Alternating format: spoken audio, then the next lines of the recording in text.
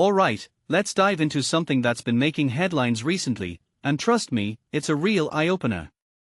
So, Taylor Farms, a major food supplier, just issued a recall on some of their products, specifically salsa and guacamole. Now, you might be thinking, big deal, food recalls happen all the time. But what makes this really interesting is the reason behind it: Salmonella contamination. Personally, I think this is a wake-up call for all of us about the complexities of our food supply chain. Here's the deal: Taylor Farms was notified that their supplier, Coast Citrus Distributors, was recalling jalapenos due to potential salmonella. This isn't just a small issue, it's linked to an outbreak that's affected 345 people across 27 states, with 36 hospitalizations.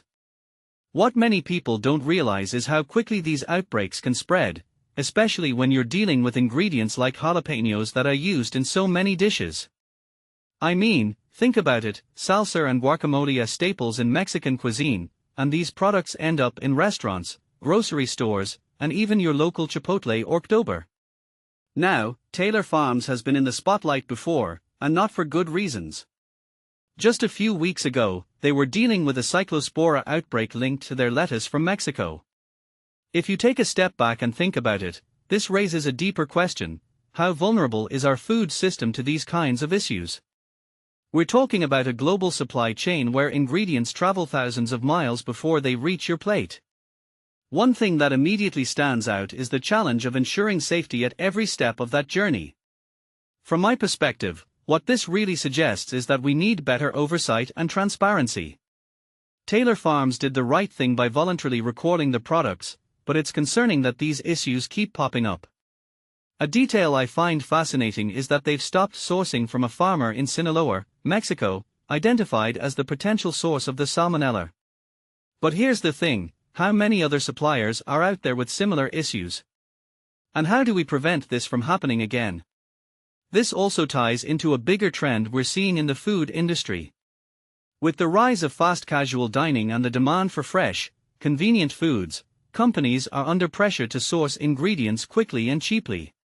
Personally, I think we need to strike a better balance between efficiency and safety. In my opinion, it's not just about reacting to outbreaks, it's about preventing them in the first place. What makes this story even more compelling is the human impact. Salmonella infections aren't just a minor inconvenience, they can cause severe symptoms like diarrhea, fever, and stomach cramps, especially in vulnerable populations like kids, older adults, and immunocompromised individuals. When you think about the scale of this outbreak, it's a stark reminder of how interconnected our food system is and how one contaminated ingredient can affect hundreds of people. So, where do we go from here? I think this is a moment for all of us to reflect on where our food comes from and how it's handled. It's also a call for companies and regulators to step up their game. In my opinion, we need stricter standards, better testing, and more accountability across the board. As we wrap up, I'll leave you with this thought: how much do you really know about the food you're eating? It's easy to take for granted that everything on your plate is safe, but stories like this remind us that's not always the case.